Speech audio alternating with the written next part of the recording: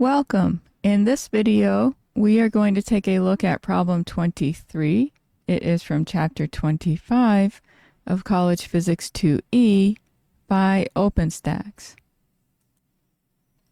In this problem, we need to find the minimum angle that we will get total internal reflection of light. It's going from water into ice. Okay, so let's draw a little diagram. Here's our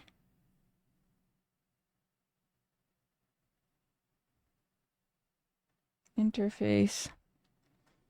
We've got water below, we've got ice above. The water's on the incident side, so we're going to have N1 is 1.333. Ice, we can look it up in a table and find that N2 is 1.309. We'll draw the normal to the interface. And so we'll have some incident ray coming in like this. We need to find the minimum angle. So this is going to be our theta critical. And our theta 2 is 90 degrees. Okay, so we can use the law of refraction.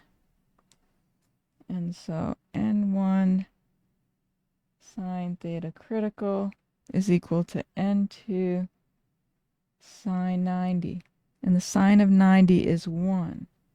So we have sine theta critical is N2 divided by N1. Take the sine inverse of both sides. We get theta critical is the sine inverse of N2 over N1. We can substitute the values. So we will be taking the sine inverse of 1.309 divided by 1.333. I did the computation and I found theta critical is 79.11 degrees.